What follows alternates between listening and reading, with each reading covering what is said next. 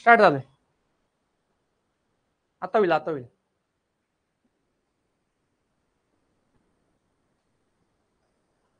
काय दिसतं स्क्रीनवर तुम्हाला? मेडे मेडे मेडे. तर मेडेचा अर्थ काय होतो? आत्ताच मागे अहमदाबाद मध्ये सरदार वल्लभभाई आंतरराष्ट्रीय विमान जे एअरपोर्ट आहे त्या ठिकाणावरून एक 171 फ्लाईट उडाली 1:38 आणि 1:39 ती क्रॅश झाली एका हॉस्पिटलवर. आणि जे पायलटचे जे शेवटचे शब्द होते, I am losing the trust, mayday mayday mayday. तर नेमका याचा अर्थ काय होतो आणि नेमकं ही दुर्घटना का घडली याचे अनेक व्हिडिओ तुम्ही अनेक कयास अनेक युट्यूबर्सने अनेक गोष्टी सांगितल्या,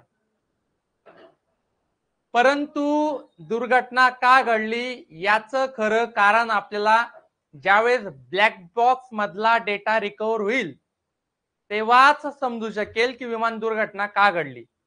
असे कितीही तज्ञ लोकांनी अनेक प्रकारचे कयास लावले तरी सुद्धा त्याच्यातलं ऍक्च्युअल रिझन आपल्याला सापडणार नाही जोपर्यंत ब्लॅक बॉक्स मधला डेटा रिकव्हर होत नाही तोपर्यंत. तर बघा, ही जी दुर्घटना घडली या दुर्घटनेमध्ये नियर अबाउट 270 लोक मृत्युमुखी पडले. त्याच्यामध्ये 242 लोक विमानात होते, 230 प्रवासी आणि 12 क्रू मेंबर. आणि ज्या हॉस्पिटलवर हे विमान आदळलं तिथले काही लोक, असे टोटल 270 लोकांचा आकडा आतापर्यंत बाहेर आलेला आहे.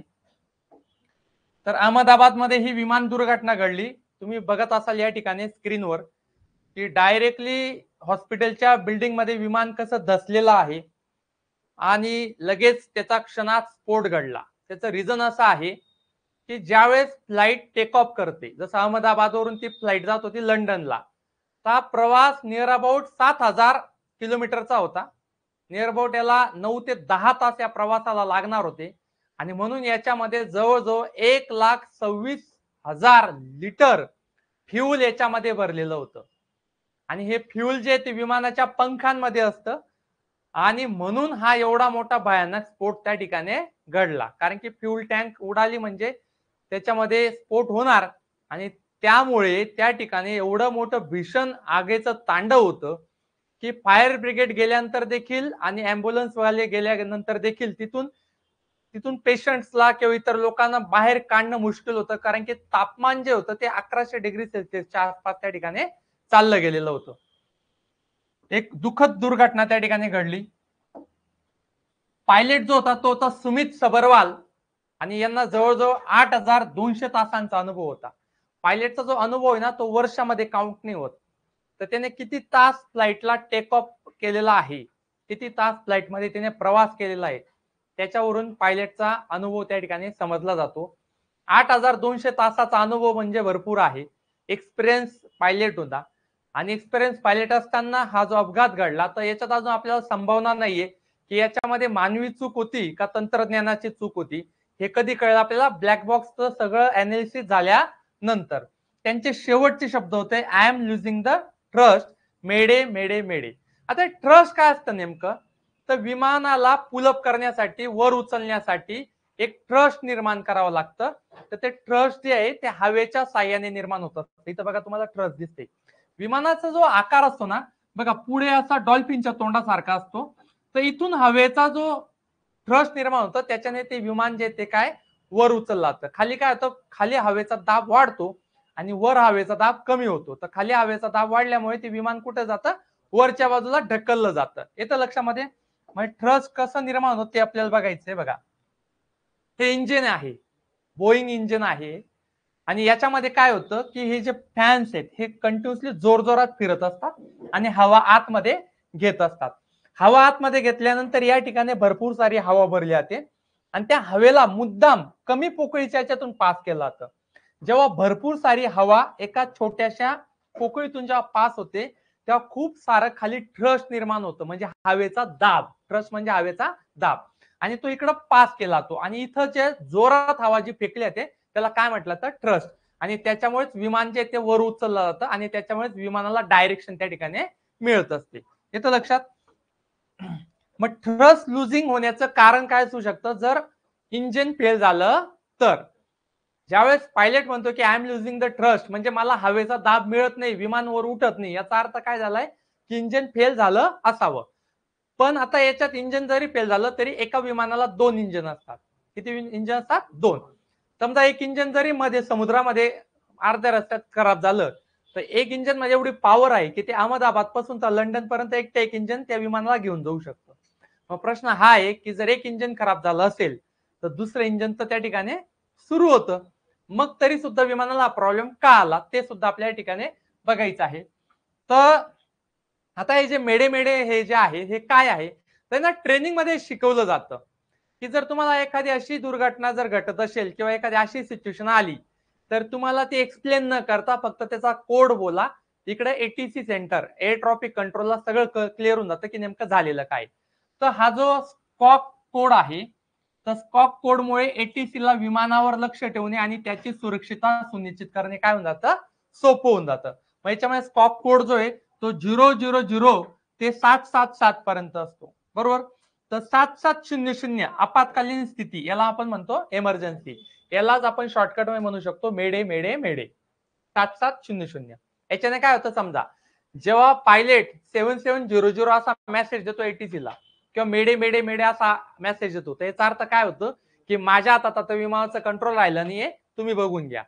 हा मेसेज मिळताच सगळ्यात पहिले विमान कुठे ते ट्रेस केला जातं आणि तिथे अँब्युलन्स आणि फायर ब्रिगेडला डायरेक्टली पाठवलं जातं, कुठलाही विचार न करता. म्हणजे सगळे अलर्ट वर असतात.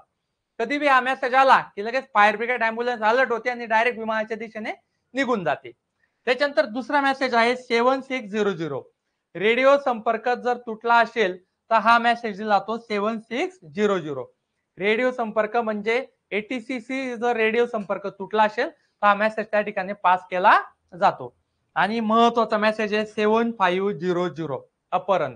जर हायजॅक झालं असेल तर त्यांनी जर मेसेज दिला 7500 तर याचा लगेच एटीसी ला कळून जातं की जे एरोप्लेन ते काय झालेलं आहे, हायजॅक झालेलं आहे किंवा हायजॅक झाल्याची सिच्युएशन या ठिकाणी दिसत आहे. हे तर लक्षात, असे शॉर्टकट असे कोड असतात. हे जे आहे ना याला म्हणतात एटीसी, एअर ट्रॉफिक कंट्रोल. धमाल पिक्चर बघितलाय तुम्ही, त्याच्यामध्ये ते विमानाचा इन्सिडेंट तुम्ही बघितला असेल, येतं लक्षामध्ये. तर त्यामध्ये तो सांगतो की इस एरोप्लेन में 2 इंजन है, एक इंजन फिलहाल बंद है और दूसरा चालू है. मग लेसन अच्छा अच्छा चालू आहे, नाही नाही चालू कंपनी काय असं तर बघा वाटल्यास तुम्ही धमालचा. तर त्याच्यात एटीसीचं पूर्ण त्या ठिकाणी विवरण त्यांनी दिलेलं आहे. तर हे काय असतं की जेव्हा विमान टेक ऑफ करतं तर त्या विमानाचा कंटिन्युअसली लँडिंग होईपर्यंत एटीसीशी संपर्क असतो. एटीसी मध्ये एक कळत असतं की विमान कुठल्या पोझिशनला आहे, किती हाईटवर आहे, या सगळ्या गोष्टी आपल्याला एटीसी एअर ट्रॉफिक कंट्रोल मध्ये कळत असतात. बऱ्याच वेळेस काय होतं की जसं आता एखाद्या ठिकाणी समजा रेल्वे लाईनवर समजा एखादी स्टेशनला एक एक्सप्रेस आला आणि एक्सप्रेस आल्यानंतर एखादी सुपरफास्ट एक्सप्रेस आहे, त्याला पण त्या स्टेशनला यायचं आहे, परंतु ऑलरेडी लाईन बिझी असल्यामुळे त्याला तिथं प्लॅटफॉर्मला गाडी थांबवता येणार नाही. तर त्याला एकतर आउटरवरून पास केला तर अदरवाईज त्याला मागे थांबवलं जातं. येतं लक्षामध्ये. तर काही ना काही एक रेल्वे जर स्टेशनला असेल, एक एक्सप्रेस जर स्टेशनला असेल तर दुसऱ्या एक्सप्रेसला थांबवण्यासाठी एक तर एक्स्ट्रा लाईनचा यूज केला तो, अदरवाईज त्याला दुसऱ्या लाईनने पुढे काय केलं तर पास केलं तर. तसं बऱ्याच वेळेस होतं की ज्या लाईनवर ते एरोप्लेन जे आहे ते लँडिंग करणार आहे ते ऑलरेडी बिझी असेल किंवा तिथे ऑलरेडी दुसरा एरोप्लेन असेल तर एटीसी द्वारे त्याला दुसऱ्या लाईनवर दुसऱ्या मॅप रोडवर त्या ठिकाणी टाकलं जातं.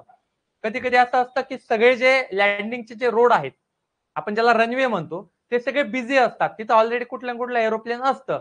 तर अशा सिच्युएशनला विमानाला आकाशातच गिरट्या घालायला सांगितलं जातं की थोडं 15 मिनिटं 20 मिनिटं तुम्ही आकाशातच गिरट्या घाला. एखादी रनवे जर क्लिअर झाला तर तिथं तुम्हाला लँडिंगची परमिशन आम्ही त्या ठिकाणी देऊ. पण जोपर्यंत एटीसी लँडिंग परमिशन देत नाही तोपर्यंत कुठल्याही एरोप्लेनला लँडिंग करता येत नाही. मग आता हे जे इमर्जन्सी कोड जे आहे ते अशा सिच्युएशन मध्ये कामी येत असतात.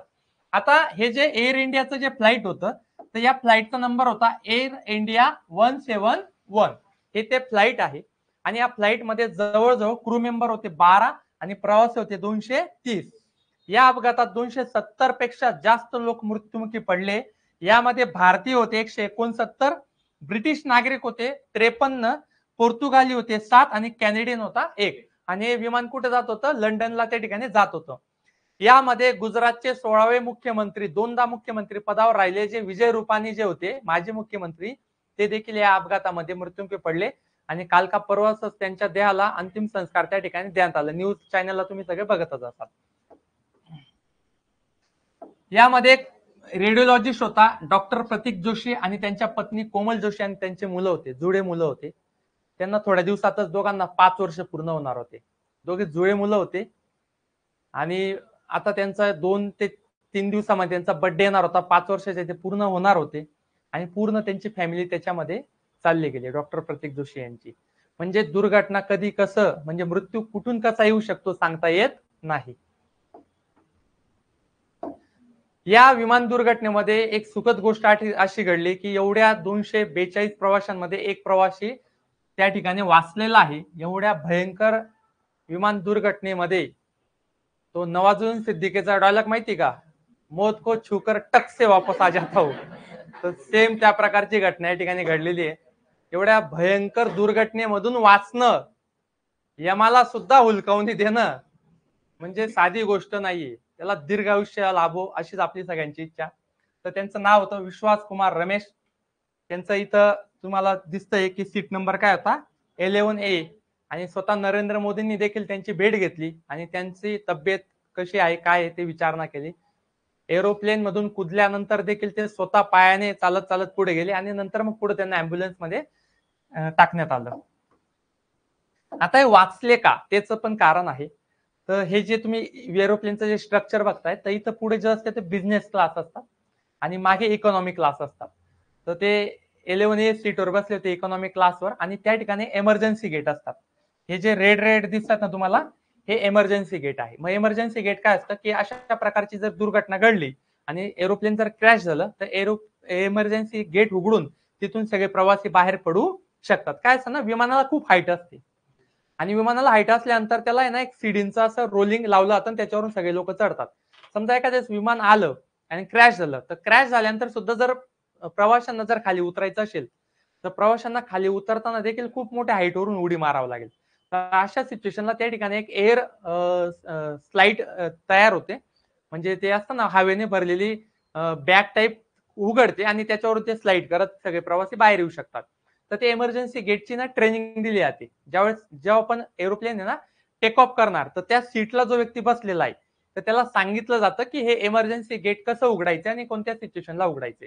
कसं आता बघा प्रत्येक वेळेस एकच प्रवास एमर्जन्सी गेटला येणार आहे का नाही तर वेगवेगळे असतात. तर एरोप्लेन टेक ऑफ होण्याच्या अगोदर ऑक्सिजन मास्क कसं लावायचं आहे एमर्जन्सी गेट कसं उघडायचंय हे सगळे ते एअर होस्टेस समजावून सांगत असतात आणि हे आतून असं अशा प्रकारचं एमर्जन्सी गेट त्या ठिकाणी दिसत असतं. तर हा जो रमेश विश्वास जो होता तो त्या एमर्जन्सी गेट जवळच बसला होता आणि जसं त्याला कळलं आता ही जी फ्लाईट होती 700 फूटवर होती आणि जसं अचानक टेक ऑफ झाल्यानंतर ती फ्लाईट खाली यायला लागली तर त्याला समजून गेलं की काहीतरी गडबड आहे आणि असे एरोप्लेन ज्यावेळेस टेक ऑफ झालं त्यावेळेस त्याचे एसी वगैरे जे होते ते बंद झालेले होते आणि सगळ्यांना कन्फ्युजन होतं की एवढं गरम होतंय आणि एसी बंद का झालेले आहेत. तर त्याने एमर्जन्सी गेट उघडून लगेच त्याच्यातून उडी मारली आणि तो त्या ठिकाणून व्यवस्थितपणे बचावला. आता ही जी दुर्घटना घडली त्या दुर्घटनेमध्ये अनेक संस्था ज्या आहेत त्या ठिकाणी वर्किंग करणार आहेत काम करणार आहेत की नेमकं विमान दुर्घटना का घडली. तर या ठिकाणी विमान अपघात पडताळणीसाठीच्या टोटल 8 संघटना आहे. त्याच्यामध्ये नॅशनल इन्व्हेस्टिगेशन एजन्सी NIA ही एक महत्वाची संस्था आहे. त्याच्यानंतर अँटी टेररिस्ट स्क्वॉड आहे, गुजरात पोलीस आहे आणि त्याच्यानंतर एअरक्राफ्ट ऍक्सिडेंट इन्व्हेस्टिगेशन. तर याच्या 2 संस्था ज्या आहेत ना हे सगळ्यात महत्वाच्या संस्था याच्या सगळ्यात महत्वाच्या याच संस्था आपल्याला सांगतील की नेमका दुर्घटना का घडली. तर त्याच्यानंतर director general of civil aviation आहे, युनायटेड किंगडमची एअर ऍक्सिडेंट इन्व्हेस्टिगेशन ब्रांच आहे, युनायटेड स्टेट्सची नॅशनल ट्रान्सपोर्टेशन सेफ्टी बोर्ड आहे आणि फेडरल एव्हिएशन ऍडमिनिस्ट्रेशन. तर ह्या अशा टोटल 8 संस्था या पूर्ण विमान अपघाताची जी चौकशी ते त्या ठिकाणी करणार आहेत. आता सगळ्यात महत्वाचा पार्ट आलेला आहे की नेमकं विमान दुर्घटना का घडली याचं जे गुपित जे रहस्य आहे ते कोण उघडणार, ते उघडणार ब्लॅक बॉक्स. प्रत्येक विमानामध्ये एक ब्लॅक बॉक्स असतो, तो 2 घटकांपासून मिळून बनलेला असतो किंवा तुम्ही त्याला 2 सेपरेट ब्लॅक बॉक्स देखील त्या ठिकाणी म्हणू शकतात. तर हा जो ब्लॅक बॉक्स आहे तो अशा आकाराचा असतो आणि तो प्रत्येक विमानामध्ये असतो आणि शक्यतो तो विमानाच्या जी शेपूट असते टेल, त्या ठिकाणून तो इन्स्टॉल केलेला असतो. मग ते ब्लॅक बॉक्स काय काम करतं, कशा प्रकारे काम करतं हे आपल्याला या ठिकाणी बघायचंय. तर ब्लॅक बॉक्स हा स्टील आणि टायटेनियम पासून बनलेला असतो. कशापासून? स्टील आणि टायटेनियम पासून. आणि अशा प्रकारच्या बुटाचा आकाराचा तो ब्लॅक बॉक्स असतो. मग याच्यामध्ये दोन गोष्टी महत्वाच्या. एक आहे FDR, तो आहे फ्लाइट डेटा रेकॉर्डर. हा जो फ्लाइट डेटा रेकॉर्डर आहे हा ज्या दिवशी विमान दुर्घटना घडली त्याच दिवशी सापडून गेला होता. परंतु जो दुसरा होता CVR, कॉकपिट व्हॉइस रेकॉर्डर, हा सापडलेला नव्हता. तर हा आहे ना कालच सापडला. तर हे दोघीचे दोघे ब्लॅक बॉक्स आता सापडले, ज्याच्यामुळे तपासाला त्या ठिकाणी सोपी पद्धतीने तपास त्या ठिकाणी केला जाईल. कारण की आता सगळं जे गुपित आहे ते कशात आहे, याच्यातच आहे, आणि ते आता सापडल्यामुळे त्याचं सगळं अनालिसिस केलं जाईल आणि अपघात का घडला ते त्या ठिकाणी फाइंड आउट केलं जाईल. 80 प्रकारच्या वेगवेगळ्या माहितींची नोंद हा ब्लॅक बॉक्स त्या ठिकाणी करत असतो. त्याच्यामध्ये काय फ्लाइट डेटा रेकॉर्डर मध्ये काय याच्यात काय रेकॉर्ड होतं की फ्लाइट काय स्पीडने चालत होती, फ्लाइटचा आतमध्ये टेम्परेचर काय होता, प्रेशर काय होता, किती हाईटला उडत होती, या सगळ्या गोष्टी, फ्युल कसं जात पास होत होतं, मशीन सुरू होतंय का नव्हतं, इंजिन सुरू होतं का बंद होतं, हे सगळ्या गोष्टी कशात रेकॉर्ड होतील त्या फ्लाइट डेटा रेकॉर्डर मध्ये. आणि जे पायलट होते ते दोन पायलट असतात, त्या पायलट आपसामध्ये काय बोलत होते, त्यांचं पॅसेंजर सोबत काय कम्युनिकेशन झालं, विमान अपघाताच्या वेळेस त्यांच्यामध्ये काय चर्चा सुरू होती, हे सगळं व्हॉइस रेकॉर्डिंग जे आहे ते कशामध्ये असणार आहे, CVR मध्ये असणार आहे. आणि या दोघी गोष्टींचं अनालिसिस केल्यानंतर त्यावेळेस काय घडलं होतं ते त्याचा रिपोर्ट त्या ठिकाणी बाहेर येईल. आता हे जे ब्लॅक बॉक्स असतं ना, पाण्यात देखील 30 दिवसापर्यंत अल्ट्रासॉनिक सिग्नल पाठवू शकतात, एवढे हे स्ट्रॉंग ब्लॅक बॉक्स असतात. आता हे ब्लॅक बॉक्स काय असतं, पाण्यात पडलं की लगेच सिग्नल सोडतो. पाण्यात पडल्यामुळे का, की जनरली विमानं जे आहेत ते मॅक्झिमम यांचा प्रवास समुद्रावरून होत असतो, आणि समुद्रात कोसळल्यानंतर नेमकं विमान कोणत्या ठिकाणी कोसळलंय हे शोधण्यासाठी सिग्नल मिळणं गरजेचं आहे. आणि म्हणून जर 6000 फूट खोल जरी हा ब्लॅक बॉक्स असेल, 6000 मीटर खाली समुद्राच्या तळात, तरी सुद्धा तिथून तो आपल्याला सिग्नल देत असतो. कोणाला? ATC ला. आणि आपल्याला एक्झॅक्ट लोकेशन माहिती पडतं की विमान समुद्रात कुठं कोसळलेलं आहे. याची एक स्टोरी सांगतो तुम्हाला मी. एकदा एका ठिकाणावरून आय थिंक सो ब्राझीलवरून विमान टेक ऑफ झालं. तर त्यावेळेस फुटबॉलची मॅच सुरू होती. तर काय व्हायचं की मध्ये एक रेडिओ असतो, त्या रेडिओला जर तुम्ही सिग्नल मिळवला तर त्या मॅचचं लाईव्ह प्रेक्षेपण असायचं. आणि तो काळ असा होता 1990चा. तर त्या काळामध्ये क्रिकेटपेक्षा जास्त फेमस फुटबॉल असायचा.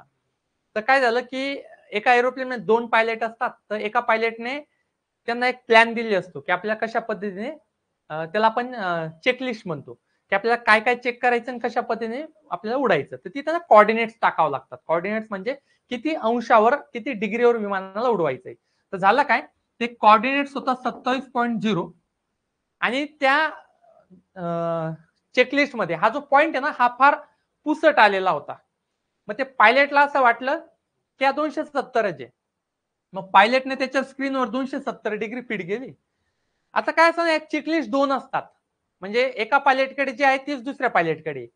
जोपर्यंत दोघी पायलट त्या ठिकाणी सेम टाकत नाही डिग्री, तोपर्यंत ते विमान उडणार नाही. आता या दुसऱ्या पायलटने काय केलं, त्याच्या चेकलिस्ट मध्ये बघण्याच्या ऐवजी त्याने बाजूच्या स्क्रीनवर काय फीड केलेलं आहे ते बघून घेतलं. जर ह्या पण पायलटने चेक केलं असतं की आता दोघांकडून सेम मिस्टेक होणं पॉसिबल नव्हतं, पण याने काय केलं, त्याची चेकलिस्ट न बघता बाजूच्याने काय फीड केली व्हॅल्यू, तीच व्हॅल्यू इथं टाकून दिली 270.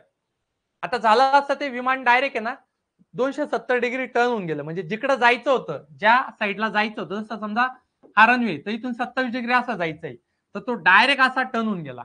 आणि हे जे 270 डिग्री टाकल्यानंतर त्याला ना ऑटो मोडवर लावलं जातं. म्हणजे आता ते ड्राईव्ह नाही करत आहे विमानाला, ते ऑटोमॅटिक त्याचं चालतंय. यांनी डिग्री फिक्स करून दिली, टेक ऑफ झाला आणि रिलॅक्स होऊन गेले. विमानाने टर्न घेतला लांबून, यांना कळालंच नाही. आणि ज्यावेळेस त्यांनी ATC सोबत संपर्क साधला, तर ATC ला सांगितलं की आम्हाला लँडिंग करायची. ATC ने सांगितलं तुम्ही तर रनवे पासून फार लांब आहात, तुम्ही तर लँडिंग करू शकत नाही. यांनाही खाली रनवे दिसत नव्हता. बऱ्याच वेळेस ज्यावेळेस सिच्युएशन अशी होऊन जाते की ATC सोबत प्रॉपर संपर्क होत नाही किंवा कुठेतरी विमान दुसरीकडे भरकटलं गेलंय, तर अशा सिच्युएशनला पायलटला डोळ्याने बघून, खाली बघून कुठे विमान आपल्याला क्रॅश करता येईल किंवा कुठे लँड करता येईल ते आपल्याला बघावं लागतं. तर काय होतं की पायलटला माहित होतं की ज्या ठिकाणी रनवे आहे त्या ठिकाणी बाजूला नदी वाहते आणि नदीच्या बाजूलाच रनवे आहे. तर पायलटने दुसऱ्याच नदीला फॉलो करत करत तो दुसरीकडे विमान घेऊन गेला आणि एक सिच्युएशन अशी आली की आता विमानामध्ये फ्युल राहिलं नाही, म्हणून विमानाला इमर्जन्सी मध्ये जंगलामध्ये लँडिंग करायला लागावं लागलं त्यांना. आता लँडिंग झाल्यानंतर काही लोक जखमी झाले. त्याच्यात पायलटने समजदारी घेऊन त्यांना फर्स्ट एड किटने त्यांना थोडे रिकव्हर केलं, काही मृत्युमुखी पडले. 2-3 दिवस होऊन गेले तरी विमान सापडेना. कारण की ज्या साईडला विमान जाणार होतं त्या साईडच्या ते बिलकुल अपोजिट साईडला विमान क्रॅश झालेलं होतं. आणि कसं असतं, एक एरिया असतो, त्या एरियातच सर्चिंग त्या ठिकाणी केली जाते. 3 दिवस झाले तरी सुद्धा सर्चिंग झाल्यानंतर ते विमान सापडलं नाही. पायलट पे कन्फ्युजन मध्ये की अरे असं तर होत नाही, 3 दिवस होऊन गेले आज आणि यांना सापडतच नाही की आपण कुठे. आणि घनदाट जंगलामध्ये ते पडलेले होते. घनदाट म्हणजे अमेझॉनचे जंगल म्हणजे असे भयंकर आहेत की तिथून बाहेर निघणं म्हणजे मुश्किल आहे. मग अचानक पायलटला लक्षात आलं की अरे आपल्या विमानातून सिग्नल गेलाच नाही. का नाही गेलाय? की तो सिग्नल कधी जातो, खाऱ्या पाण्यामध्ये ते मशीन पडलं की तो सिग्नल जात असतो. पण मशीन तर जमिनीवर पडलेलं होतं, म्हणून त्याने ते विमानामधलं मशीन काढलं, एका बकेटमध्ये टाकलं आणि सगळ्यांनी त्याच्यामध्ये टॉयलेट केली, युरिन पास केलं. टॉयलेट कशी असते, युरिन कसं असतं, सॉल्टी असतं. ते युरिन जसं त्या बकेटमध्ये टाकलं, ते मशीन त्याच्यामध्ये गेलं, तर अचानक मशीनने सिग्नल ट्रान्समिट करायला स्टार्ट केली आणि विदिन 12 तासामध्ये लगेच जी सर्चिंग टीम होती त्यांना कळालं की विमान ऍक्च्युअली वेगळ्याच दिशेला त्या ठिकाणी गेलेलं आहे. मग त्याच्यात हीच संस्था होती मी जी तुम्हाला सांगितलं, क्रॅश इन्व्हेस्टिगेशन संस्था असते. तर याच संस्थेने त्याचं इन्व्हेस्टिगेशन केलं की नेमकं गडबड कुठं झाली आणि त्याच्यामध्ये असं समजलं की पायलटने जी व्हॅल्यू फीड केली होती ती काय होती, चुकीची व्हॅल्यू टाकलेली होती. येतं लक्षामध्ये? तर अशा प्रकारचा जो ब्लॅक बॉक्स आहे तो एवढा स्ट्रॉंग आहे की तो पाण्यात देखील साधारणतः 30 दिवसापर्यंत सिग्नल, अल्ट्रासॉनिक सिग्नल त्या ठिकाणी पास करू शकतो. 750 किलोमीटर प्रति तास वेगाने कॉन्क्रीटच्या भिंतीवर याला आदळले जाते टेस्टिंगसाठी. ब्लॅक बॉक्सला 750 किलोमीटर प्रति तास वेगाने जी एकदम कॉन्क्रीटची भिंत त्याच्यावर आदळलं जातं तरी सुद्धा त्या ब्लॅक बॉक्सला काही होत नाही.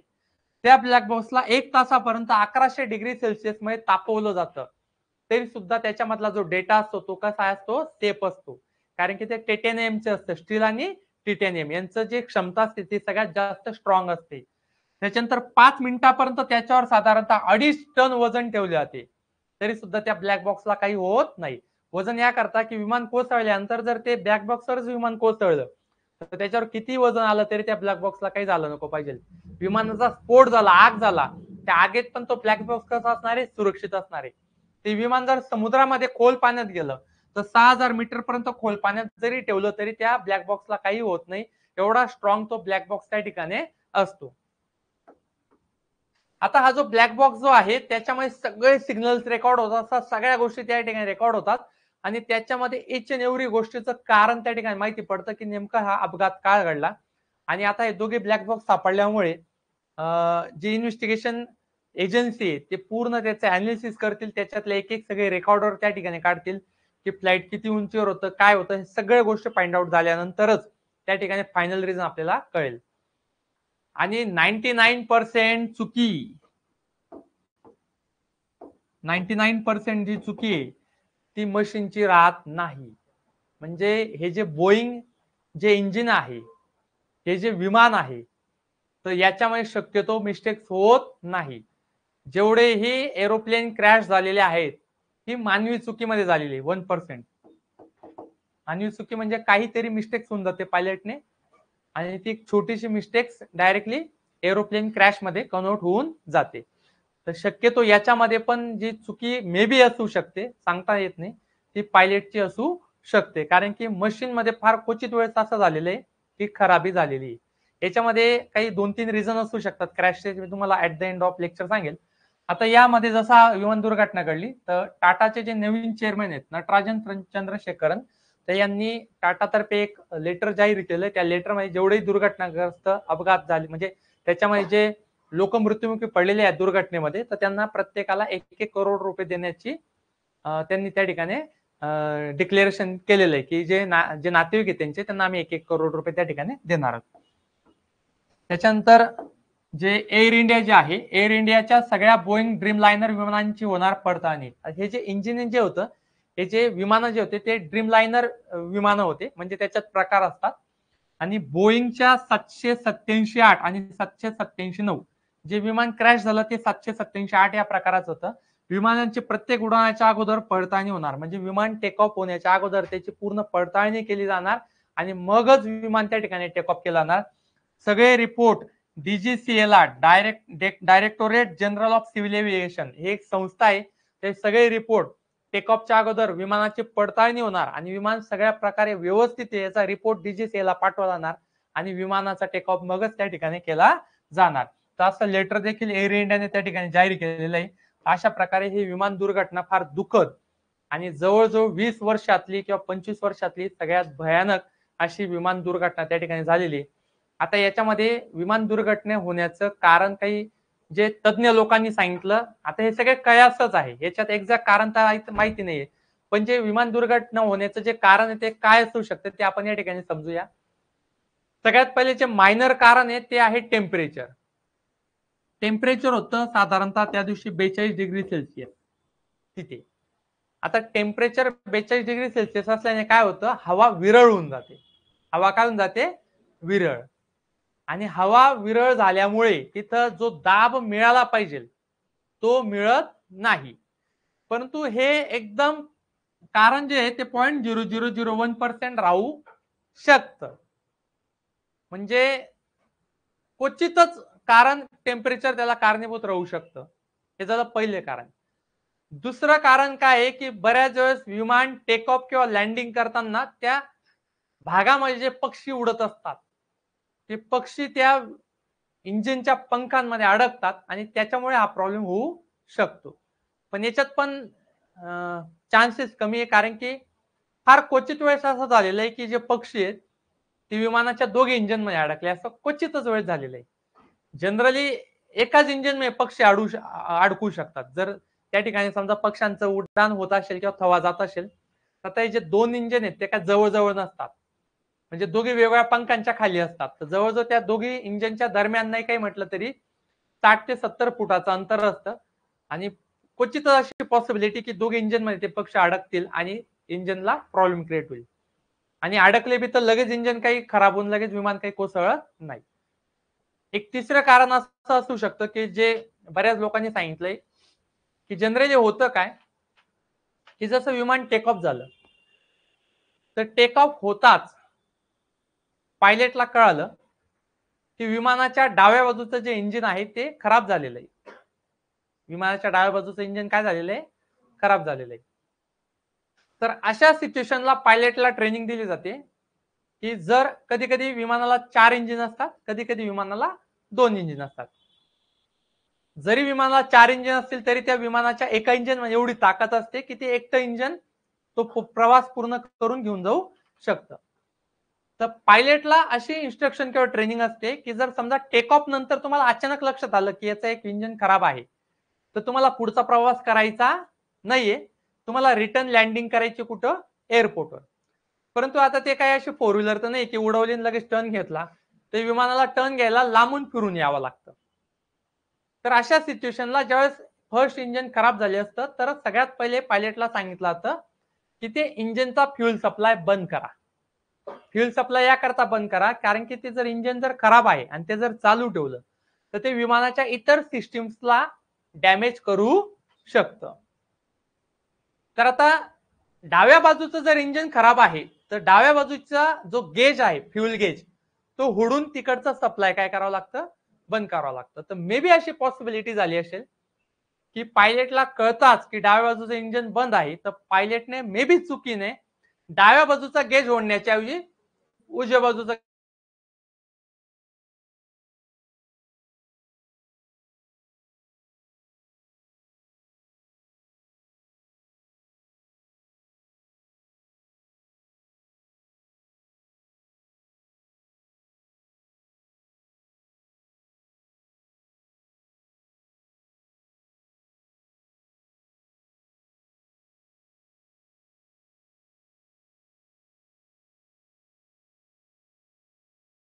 थोड्या काळासाठी सुद्धा फ्युल जर बंद झालं तर ते टेक ऑफ होणं शक्य नाही आणि विदिन 700 फुटावरूनच विमानाने काय केलेलं आहे, क्रॅश केलेला आहे आणि त्या हॉस्पिटलच्या बिल्डिंगला जाऊन त्या ठिकाणी धडकलेलं आहे. तर असं मे बी एक त्या ठिकाणी कारण सांगितलं जातंय. खरं कारण तर आपल्याला कुठं निघून येईल, ब्लॅक बॉक्सचे अनालिसिस मधूनच त्या ठिकाणी निघून येईल. ज्या ठिकाणी हे विमान क्रॅश झालेले त्या ठिकाणी अनेक लोकवस्ती देखील होती. आता क्रॅश 2-3 प्रकारे होऊ शकतं. एक तर घरंगळत जाणं, जर ते असं स्लाइड करत गेलं असतं ना तर मग याच्यापेक्षा आकडा हजारोच्या वर चालला गेला असता. एक ही गोष्ट चांगलं की ते डायरेक्ट बिल्डिंगला टकरावलं आणि तिथंच ते अडकलं, तर एक गोष्ट चांगली. त्या वस्तीमध्ये जर ते घरंगळत गेलं असतं तर मिनिमम 1000 लोक तरी त्या ठिकाणी स्फोटामध्ये किंवा त्या विमानाच्या डायरेक्ट कॉन्टॅक्ट मध्ये आल्यानंतर त्या ठिकाणी मेले असते. अशीच एक भयानक घटना 1982च्या आसपास घडली होती. त्याच्यामध्ये काय झालं होतं की विमान अशा ठिकाणी कोसळलं होतं की ज्या ठिकाणी आजूबाजूला 100 किलोमीटर पर्यंत बर्फच बर्फ होता, पूर्ण बर्फ, आणि डोंगरा पूर्ण पर्वत होतं, म्हणजे हिमालयात ते कोसळलेलं होतं. त्याच्यामुळे जवळजवळ 280 पॅसेंजर त्याच्यामध्ये होते. आता विमानाचा कलर असतो व्हाईट आणि बर्फाचा कलर पण व्हाईट, आणि एवढा मोठा हिमालय, तर जवळजवळ विमान जेव्हा कोसळलं तर कोसळल्यानंतर जवळजवळ 2 किलोमीटर पर्यंत खाली घसरत गेलं होतं, कारण की बर्फ कसा स्लाइडी असतो ना. पण त्याच्यामध्ये जे जखमी झाले लोक तिथे कमी होते. मग आता सर्च मोहीम सुरू झाली पण सापडे ना, कारण की एवढा मोठा हिमालय, विमानाचा कलर व्हाईट, बर्फाचा कलर व्हाईट, त्याच्यामुळे थंडीचे दिवस, सगळीकडे धुकं, तर ते विमान काही सापडलं नाही.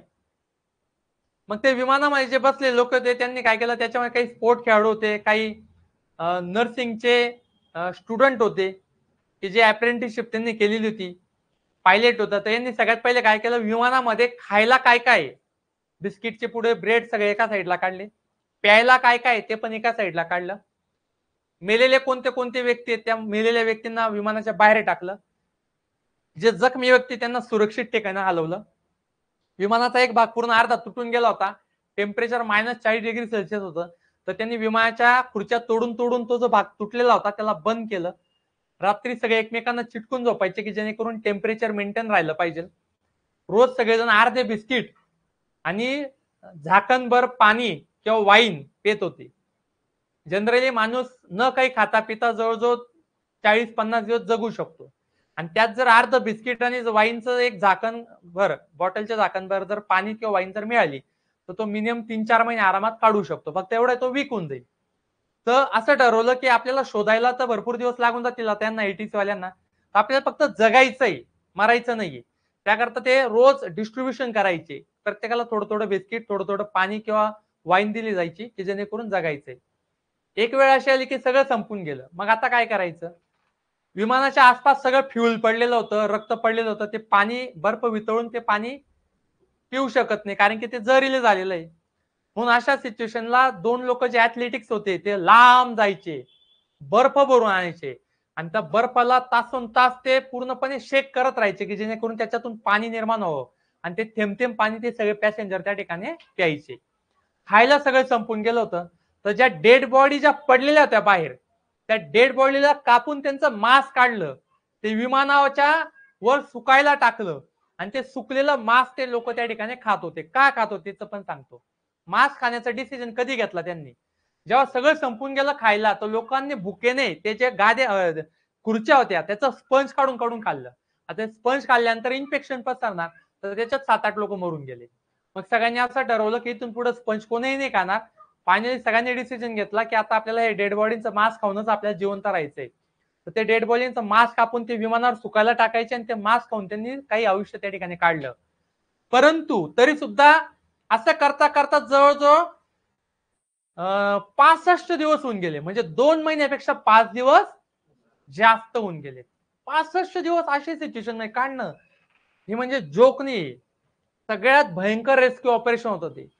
आता करायचं काय, आताही आपण असं मरणार आहे. मग मी जे सांगितलं त्याच्यामध्ये 2 ऍथलेटिक होते आणि एक नर्सिंग होता, नर्सिंगवाला, असे 3 लोकांनी मांसाचे काही तुकडे घेतले, प्यायला सोबत काही पाणी घेतलं, आणि ठरवलं की आपण जो पण उंच डोंगर दिसेल, उंच पर्वत दिसेल, जो पण उंच भाग दिसेल त्या उंच भागावर जाऊ आपण, आणि तिथून काही दिसतंय का, जवळ कुठं मदत मागवता येते का, जवळ कुठं विलेज आहे का, तर ते आपण बघू आणि त्या दिशेने आपण प्रवास करू. मग या तिघांनी सगळं साहित्य घेऊन जेव्हा ते 2 दिवस चालतात. तर 2 दिवस चालल्यानंतर त्यांना असं कळतं की आपण जे मांसाचे तुकडे घेतले, जे प्यायला पाणी घेतलेलं आहे ते आपल्याला पुरेसे नाहीये आणि आपण विमानापासून फार लांब निघून आलेलो आहे. तर अशा सिच्युएशनला एक व्यक्ती त्यांच्याजवळचं साहित्य दुसऱ्या 2 व्यक्तींना देतो आणि तो रिटर्न जातो. रिटर्न जाताना हे 2 लोक त्याला सांगतात की तू गेल्यानंतर त्यांना असं सांग की आपल्याला मदत मिळाली आहे आणि तू जर सांगितलं नाही की मदत नाही मिळाली तर ते लोक जी त्यांची एक आशा आहे जगण्याची ती सगळी मावळून देईल आणि ते असेच मरून जातील. तू त्यांना सांग की मदत मिळाली 2-4 दिवसामध्ये येत आहेत. एक व्यक्ती रिटर्न जातो. हे 2 व्यक्ती जात असतात. तर ज्यावेळेस डोंगरावर ते चढत असतात तर डोंगराच्या पलीकडे काय आहे हे माहित नसतं. आता 2 ते 3 दिवस प्रवास केल्यानंतर जर डोंगरावर चढल्यानंतर जर तुम्हाला असं कळणार असेल की परत पुढे एक डोंगर आहे तर किती ती निराशाजनक स्थिती आहे. पण त्याचं नशीब असं चांगलं की जसं ते डोंगरावर चढले तर त्यांना तिकडे एका बाजूला नदी वाहताना दिसली आणि काही गुरं चरताना दिसले. त्यांना खूप आनंद झाला की मानव अस्तित्व असू शकते. ते डोंगर उतरून खाली आले. ते नदीच्या या बाजूला होते, नदीच्या त्या बाजूला गुरं चारत होते. संध्याकाळपर्यंत त्यांनी वाट बघितली कोणीतरी माणूस दिसेल. शेवटी संध्याकाळी ते गुरं चारणारा जो त्यांचा मालक होता तो आला. त्या मालकाला यांनी हात देऊन इशारे केले, आवाजाने सांगितलं. नदीच्या आवाजामुळे त्याला कळत नव्हतं. यांनी सोबत डायरी आणि वही सुद्धा नेलेली होती. यांनी एका कागदावर मेसेज दिला, त्याला दगडात गुंडाळला आणि तो त्या माणसाच्या दिशेने फेकला. त्या माणसाने ते वाचलं आणि योगायोगाने ती जी बातमी होती विमान क्रॅशची ती पूर्ण देशामध्ये पसरत होती. त्या माणसालाही माहित होतं विमान क्रॅश झाले. त्याने लगेच पोलिसांना सांगितलं. पोलिसांनी लगेच त्या ठिकाणी बचाव पथक आणलं. त्या 2 माणसांना वाचवलं, त्यांना हॉस्पिटलला ऍडमिट केलं आणि त्या लोकांना शोधण्यासाठी ते विमान जायला लागलं. ते जे हॉस्पिटलमध्ये ऍडमिट होते यांनी सांगितलं, इच्छा व्यक्त केली की आम्हाला पण तुमच्यासोबत येऊ द्या कारण की तुम्हाला ते सापडणार नाही. तुम्ही जर स्वतः शोधण्याचा प्रयत्न केला तर तुम्हाला वेळ लागेल. आम्ही व्यवस्थित सांगू शकतो की आमचं विमान कुठे क्रॅश झालेलं आहे. आणि मग ते 2 व्यक्ती त्या विमानासोबत सर्चिंग विमानासोबत जातात आणि त्या 280 लोकांमधून जवळजवळ 30 लोकांचा मृत्यू झाला असतो आणि 250 लोक त्या ठिकाणी बचावलेले असतात. जवळजवळ 72 दिवसानंतर ही रेस्क्यू करण्यात आली. 72 दिवस म्हणजे जवळजवळ 2 महिने 12 दिवस अशा ठिकाणी ते पडलेले होते की जिथे त्या लोकांना वाचण्याची सुद्धा अपेक्षा नव्हती. आणि याच्यावर मी ऑलरेडी युट्यूबला आपला व्हिडिओ टाकलेला आहे. तर एवढं भयंकर विमान क्रॅश झाल्यानंतर असतं. बचावण्याची जी सुरुवात असते म्हणजे बचावण्याची जी संभावना आहे ती फार क्वचितच असते. बसाल का एरोप्लेन मध्ये? माझं स्वप्न होतं की एकदा ते एरोप्लेन बसायचं. आता ते स्वप्नही राहिलं नाही. चला, पण जी दुर्घटना घडली ती खरंच वाईट होती.